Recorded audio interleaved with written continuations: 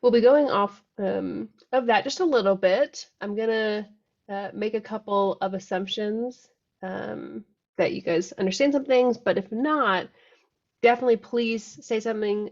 You can either stop me, type it in the chat, say it with your voice over Zoom.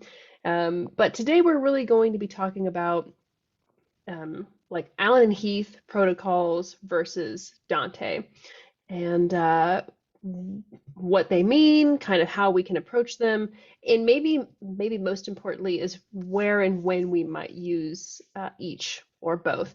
It's a question I get asked about a lot. Sometimes people make assumptions about either Dante or the Allen and Heath protocols, and I kind of want to help put those at ease a little bit. So that's what we're going to dive into. Okay, so let's hop over straight to the Allen and Heath protocol. So you'll see we've got kind of three different protocols that we use. First one is the D-Snake protocol. It also includes the ME protocol, which we use on our personal mixers. And the D-Snake protocol is our oldest one of all the protocols listed, and it runs at a 48K of a sample rate, and I think that's the one that's biggest to remember, most important to remember, that the sample rate is only a 48. It's got a maximum input of 40 and a maximum outputs of 20, except for ME, when those get connected, you get 40 channels out to the MEs. So the D-Snake is used on Q series boards, as well as some of our kind of legacy items, like I believe the GLD series. Some of our older digital consoles use some of the D-Snake as well. So we've got that. And then to today's standards mostly, at our 96 K sample rate, we've got our DX protocol, and we have a GigaAce protocol, which is also sometimes shortened to GX for GigaAce. And the DX runs over fast Ethernet. So and very explicitly so. You cannot run DX into, for instance, a gigabit router or gigabit switch. Gigabit switch can't do that. It has to match the network speed exactly in order to make that connection. But we'll get to that in a second. But again, it runs at 96K, and it's got a maximum input of 32 and a maximum output of 32. So it's 32 bidirectionally. We can send and receive 32 channels over DX. And then we've got our GigaAce protocol, which runs specifically at the gigabit network speed. So if you were going to put this into a switch for some reason, it has to be a gigabit switch. It also runs at 96, and then we've got 128 bidirectionally, 128 ins and 128 outs. So let me show you guys a couple of examples of some of our I/O boxes that you maybe have seen or have used before. So a couple of these are our DX boxes, and so it's 32 by 32 audio over Ethernet, just as a reminder. And here on the bottom right is actually the Dante version of our DX 168. So the numbers pretty much check through. If it has 168, that means there's 16 ins and 8 outs. 16.4 is 16 in and 4 out, and so on. And you'll see in the bottom left here we have a DX link or hub. But I just wanted to make sure I showed you guys a couple of these DX protocols. The DX link and hub actually uses the GigaAce protocol. It's actually it needs to use the GigaAce because you're sending so many channels over it. So I've got that, and then I'll show you again. So I'll show you a little GX one. How about that?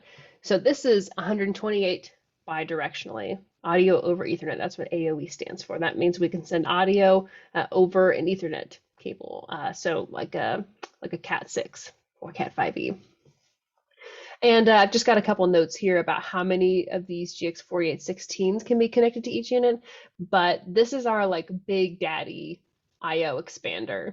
It's got 48 inputs and 16 outputs, which is not nothing. So, and it also, you can't see in this picture, but down here, it's also got a DX1 and a DX2 plus an ME port. So if you do end up getting this, you can connect other DX boxes like these, like the DX164 or the DX168. You can daisy those right off of the GX4816, or you can actually run an ME system off this as well. So when you're running anything shy of DLive, so Avantis, AHM, SQ, you can hook up the GX to it and be able to have kind of a almost like an all-in-one solution. Instead of having to necessarily get a DX hub, you can have more splits of your inputs this way. You are able to grab inputs from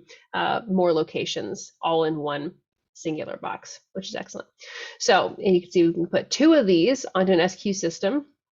We can put 3 of them on an Avantis and up to 5 on a DLive S class system, and then 3 on a C class system. So we've got all these different kinds of protocols, and I wanted to make a quick note about SLink. So I know a lot of you guys have used SQ or are using SQ right now, or have played with an Avantis, or have heard me talk endlessly about HM64, and all 3 of those devices have what's called an SLink port on them. And the SLink port is actually an intelligent port that can transition between all 3 different protocols. As soon as you plug in that expanded I/O or another console, the SLink port recognizes that and does any sample rate conversions and any clock option changes, anything like that. It's actually a lot of fun. It's very plug and play and very easy to be able to just literally plug it in, do automatic firmware updates, and have audio running quick as a whip. See, we got a question here. Dustin says, are the pre's converters the same in the GX and DX boxes? Yes, they are. Yes, they are. All right. There's also a note here on this slide that SQ always runs at 96 internally, which is true of the HM64, the Avantis, and the SQ and DLive. They're all always running internally at 96K. Even if we're running like Dante to it and the Dante card is at 48, the system itself will always run at 96. As a little refresher, this is a little slide from last week, 2 weeks ago. It only feels like it's been 1 week since I've seen you guys. So Allen and Heath audio, our audio protocols run over layer 2. And we recommend that only layer 2 devices be on the same network with our Allen and Heath audio. We really recommend that anything pretty much 2.5 and above is either separated with a VLAN, staying in its own lane, or is entirely separated. And I made this note in the last session. My setup here, my lab behind me, that's nice and blurred out because it's a cable explosion. Is actually, I have my control and my Dante running along one line, and then I have all of my Allen Heath audio running point to point, just totally within itself, because I actually use my SQ. This is the magic of SQ. I can plug my HM or my Avantis or my DLive into my SQ board so that I can take USB tracks from my Tracks Live into USB, into my SQ, and then just using my SLink ports on my devices or my GigaAce ports on my DLive, I can throw audio in any direction. But we can tackle that again here in just a second. So, and as another reminder, the GigaAce is our kind of the big main audio protocol, and it stands for Gigabit Audio and Control over Ethernet. And we also include a little Ethernet tunneling in there.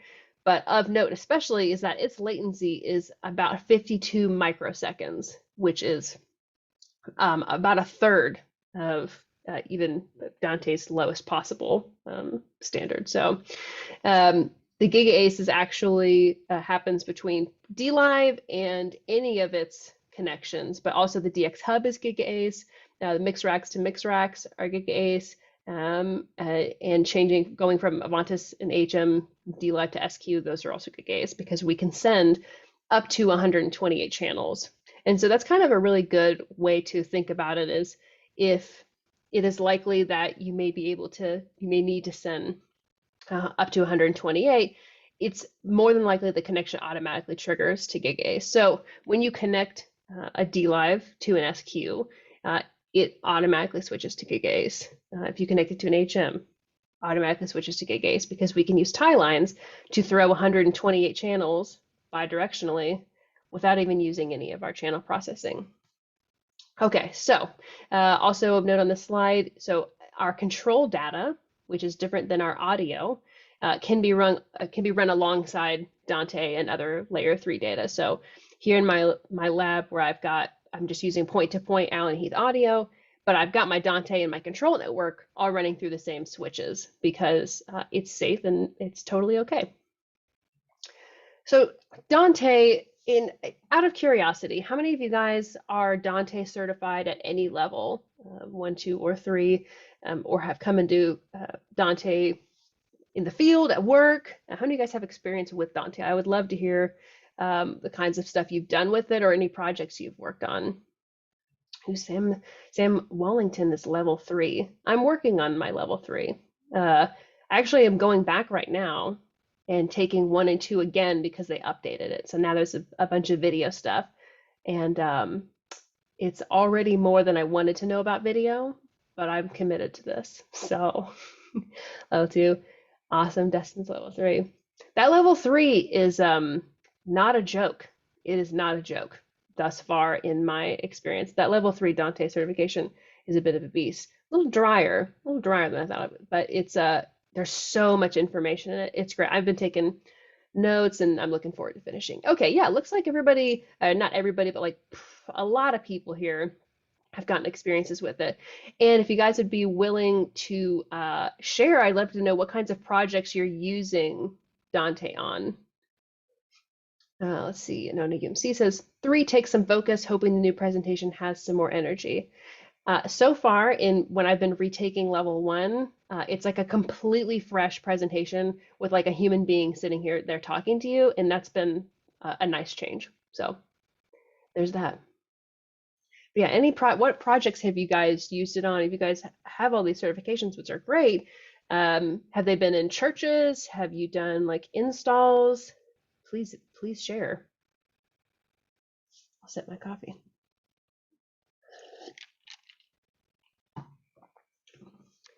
Hank says accent into Avantis. Yep. Yeah, a lot of wireless mics have Dante just native now. So House of Worship and some conversations with broadcasters, those are good ones. I'm seeing them a lot in houses of worship. Now that church buildings are starting to really get updated, it's like, oh yeah, well, let's just throw Dante in it. I've been using it for virtual sound check workflows on tour.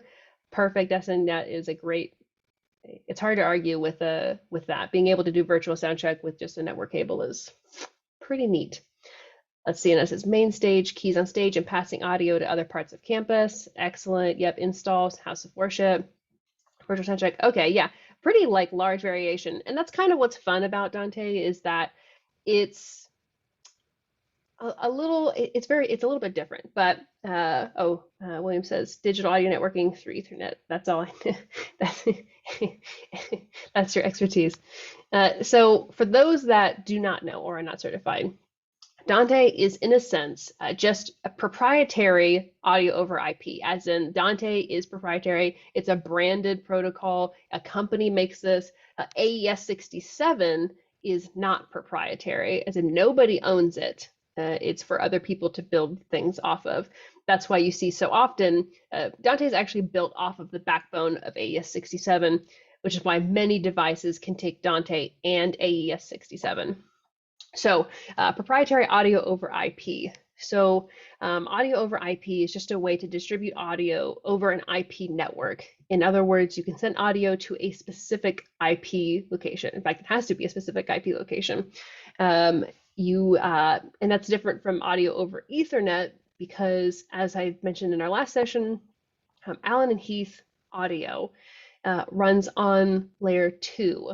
And so it's more point to point it is not specifically over using an IP network. But Dante, we can kind of run everything into this centralized network and assign and route audio wherever we might like. It's really key that you can do multi-topology, as in you could do a star topology where you have perhaps one switch in the middle and it's connecting lots and lots of different devices. That's maybe the most popular one that I see and when I would recommend Dante, but we'll get to that. Or even just daisy chaining them. You can also do that as well. It's kind of you can think of running a Dante network like you would run darn near any network. It functions on more of like the conceptual network level that most people kind of understand networks. But I also want to point out that Dante does have a minimum latency of 150 microseconds. And if you recall, I mentioned, let me do this, our gig protocol is 52 microseconds. So 150 microseconds versus 52, which is not nothing. We're talking about microseconds, but that's a third, I mean, that's 3 times. And while I love Dante and it absolutely has its place, sometimes latency is a big deal. And I have not necessarily seen a Dante network that's actually running at 150 microseconds. It's usually running at least 5 milliseconds. But I also wanted to show you guys, since we're talking about kind of what Dante is, and also, if you guys don't know, if you are not certified, it's all free. You can go to the website now and do level 1, 2, and 3 for free. You should do it anyways because the industry is moving in that direction, just audio over Ethernet as a whole. You should really go look at it because you'll learn so much. And also, I'm finding out you'll learn a lot about video. Whether you are searching for that or not, there's a ton of video information that I now have lodged in my brain. So we'll go this way. So I just want to show you guys our Dante Io. So I showed you guys a couple of pieces of our Allen Heath protocol Io, but we do have some Dante Io as well. So we have the DT 168 in the top corner here. So that's 16 inputs and 8 outputs. And we can switch it between running a 48 or a 96K, which is very convenient. And we can also have the DT 164, which is can be installed like in a wall or in a stage pocket very easily. Again, switchable at 48 or 96. And then just earlier this year, we announced our new Dante Breakout boxes where you can have 0 ins, 2 outs, 2 ins, 0 outs, or 2 ins and 2 outs over Dante. A way to really get just a couple of patches of Dante audio, whether it be in an AV closet or hung up in a flung in a hung PA, or even under a podium or under a table situated like that. We've also got options for like if you want to surface mount them or if you want to rack mount them. We have those available, but the whole point being, we understand that Dante is really big, especially in the install world, and it's hard to not have that available. And Dante makes, again, like some great solutions when you need those specific things, and we want to make sure we're taking care of our good audio people. So those are some of our audio bits for Dante. So this is a great slide that I've seen before, and I wanted to make sure that I showed y'all. So DT, as in Dante, our DT boxes, have really easy integration within industry standard Dante network. It's at this point, Dante is just the industry standard for installs and commercials, and it's really even starting to leak outside of that into touring world as well. It's fully networkable, as in you can have many units in various network topologies, different patching, completely independent from a mix rack or anything you may be setting up. And it's it runs on layer 3, so it's IP to IP specific. Users can control the network and patch, record, and play from any device. You can kind of have access anywhere you'd like it, as long as what you're trying to connect to has Dante access. The patching and the settings stay with the unit. That can sometimes be really handy. And by unit, I do mean like the DT box itself. Of course, our consoles and the HM64, they keep all the patching and settings, but sometimes it's nice to have like, the DT168, a 16 by 8 box that already has its settings ready to go, and we can take that and move it someplace else, and it's going to remember that everything all by itself. And we can also have true splits from the expander to multiple mixers. And we've got gain tracking on DLive, so if you wanted to do that, you could as well. And my recommendation is if you need to do a true split of a signal, but you don't want to either do it the analog way or through a mix rack and a gig ACE card, doing it that way, the Dante can help do that. Even if it's not one of our Dante like IO boxes, you can use Dante to send audio to multiple locations simultaneously. The DX are the Allen Heath counter protocols, but this also can, many of these points can apply to gig ACE as well, is it's very plug and play. You don't have to have any network set up.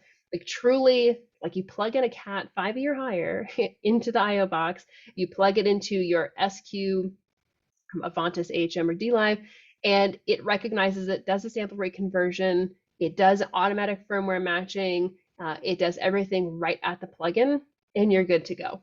And so sometimes that's exactly what you need, and that's exactly the correct answer, and so why complicate things? And as I just mentioned, we have automatic firmware matching, and I've mentioned this, I believe, in a couple of other of my sessions, but our automatic firmware matching is a big deal.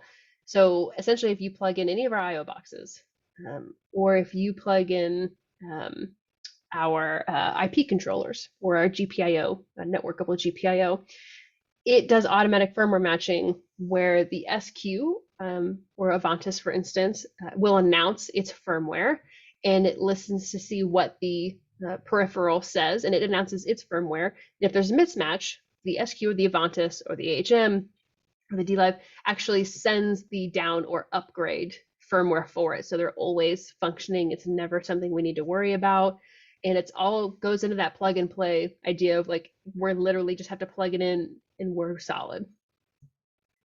And another note about the DX and his patching and settings depend on the DX port and position in the chain. So it's easy to drop in replacements. So if something were to go wrong, heaven forbid, something were to go wrong, you can just take out one DX box and pop in another, and everything has remained exactly the same.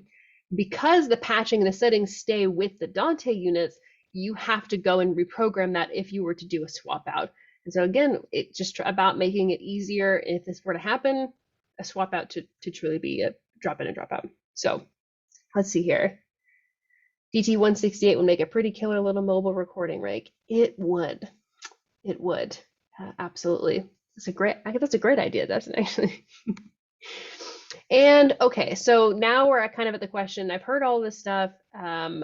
When would I use either one?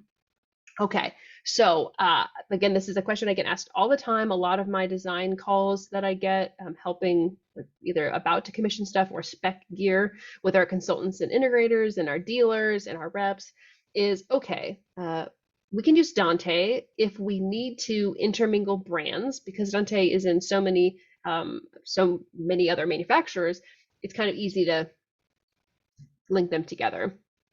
But also use Dante if you need to do that true split of where I need to send this exact audio signal to multiple locations simultaneously, and I want them to kind of work independently. So if one were to go down, it doesn't affect down the chain. That Dante is good for that. Or if, again, you needed to do star or daisy chain topology, if you needed to flip back and forth or you wanted to mix those together in the same network, Dante is good for that. However, I would always consider thinking about using our protocols first. If you're using our gear, it's almost always going to be a better choice to use our protocols first and then introduce Dante if you end up needing one of these listed items I've got here. They both are excellent solutions for different reasons. And so I would pick, our proprietary, our Allen and Heath protocols, if low latency is important. Dante can really start to rack up latency pretty quickly, especially when you start adding in other switches. It starts to get complicated. Latency becomes a huge ordeal, as well as like a jitter and other things that can affect what the audio may or may not sound like. That's a whole that's a whole other conversation. But if cost is a large factor, because we work with Audinate and that's who owns Dante, there's always licensing as well as APIs and things like that that we need to account for in cost. And so it's usually cheaper to get our DX or our GX IO as opposed to the Dante versions of those boxes. Our protocols also have a huge reliability because it's ours, because we make it. We can rely on it and we know that it's going to function perfectly well with ours, not because of some distant problem on somebody's network someplace, because that can sometimes happen. A network starts to get a little funny and bad things may happen. Or if you just need something that's point to point, if you don't need a star topology necessarily, or you just want to have a latency, have it be a little bit lower cost, and all we need to do is point to point, then the protocol makes complete sense. There's also a far less, you don't have to do so many sample rate conversions typically, but I guess that would depend on how you set up your Dante network. It's also really good to mitigate as many variables as possible, and kind of keeping things in-house is always a good idea.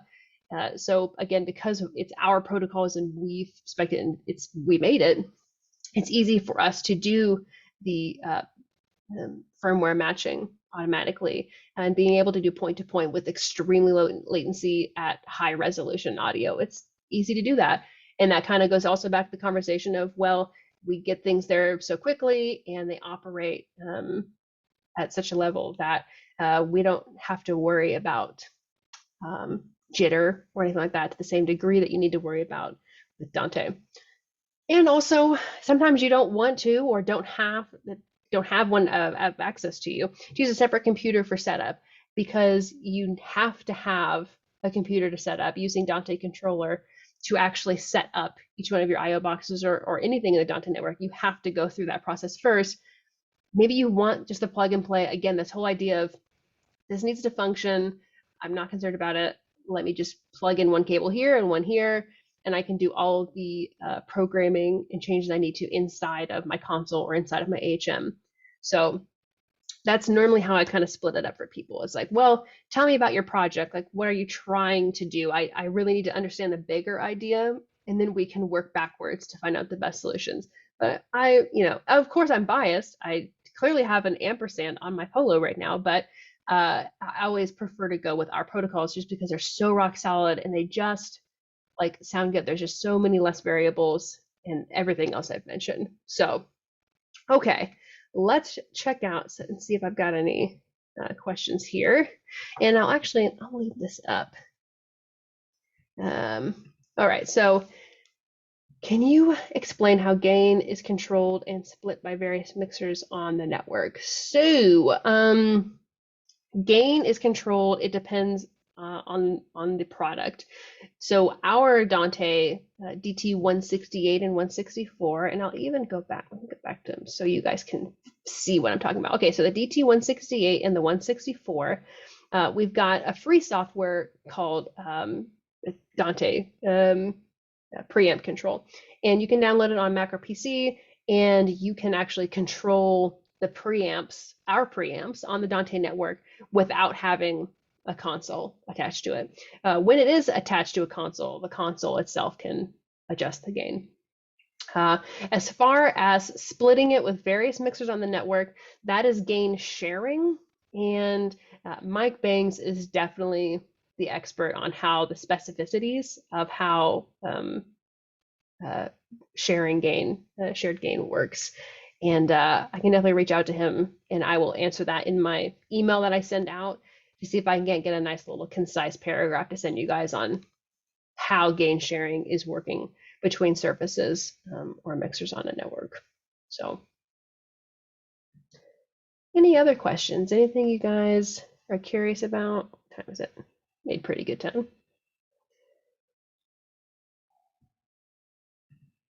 We'll go back here. Any questions? Anything you guys want to think about or see? And again, a lot of you guys are Dante certified, but if you're not, I highly recommend getting a certification, if for nothing more than to have more information on how networking works in the audio world. DTs are standalone devices. They absolutely can be. They absolutely can be. They don't have to be. There you are. They do not have to be necessarily connected. It's actually a very popular option, and it's why we kind of came out with these little Dante breakouts, is for people to drop DT168s or DT164s in places that may not have our console because they want our sound, they want our preamps, our converters, which is what we do astonishingly well. Like that is our thing. Like great sounding audio is our thing. And so they want to drop our preamps in a completely separate system. So they use that. And with that software, the preamp control, you can control the phantom and the gain and the pad all from a computer without having to be necessarily connected to an Allen and Heath mixer. So yes, they are.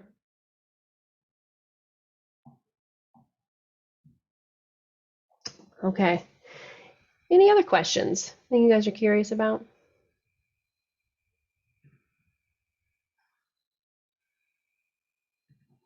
All right, we got one. Let me read this.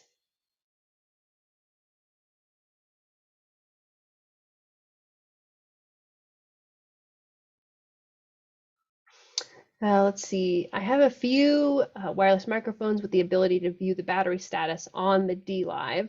The receivers are connected to a switch, but I chose to connect the audio outputs from the wireless receivers to the mix rack because I was told that there is less latency issues. Any comments on that? That is because but I chose to connect the audio outputs from the wireless receivers to the mix rack.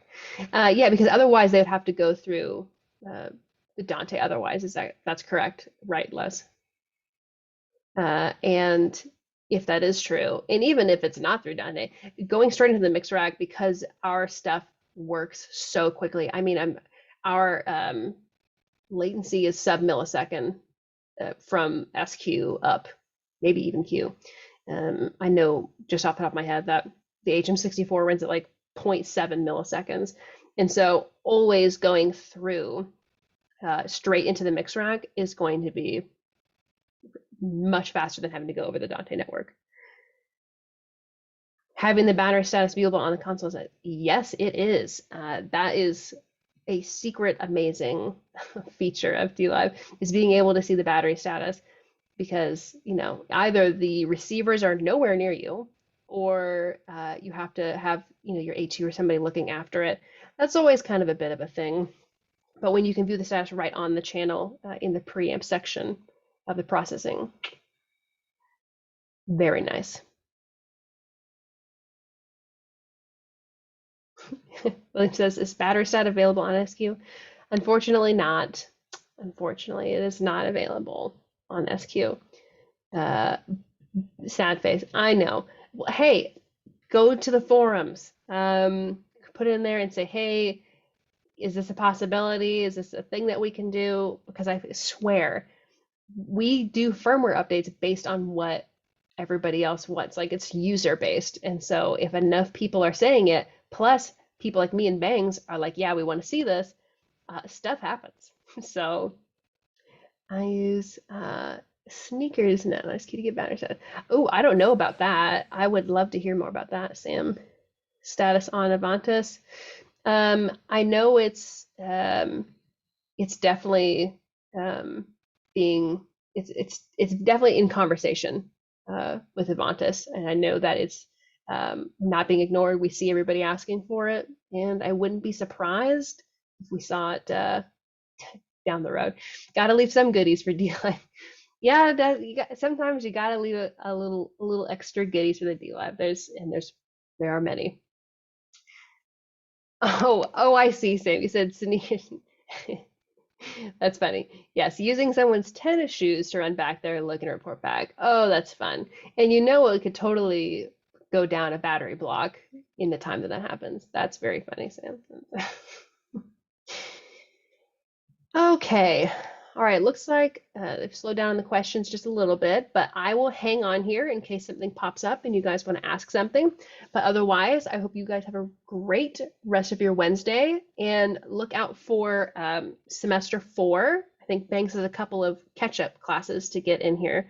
But also look out for a survey that we'll send out to like get your ideas about what you guys want to hear about. What have you loved? What have you wanted to learn more about? What haven't you learned enough about? Uh, Let us know, because just like all of our firmware updates and all of our additions and feature sets, uh, we do these mini master classes to help everybody out, to help the community out and say, okay, well, what do you guys want to learn? What's important to you? Like, I can make some inferences, but it's nothing like hearing it straight from the horse's mouth. So, okay, go and have an excellent rest of your Wednesday. I see a couple questions, private messages coming in, and I will answer those here in just a second. Otherwise, thank you guys for joining me and have a good one.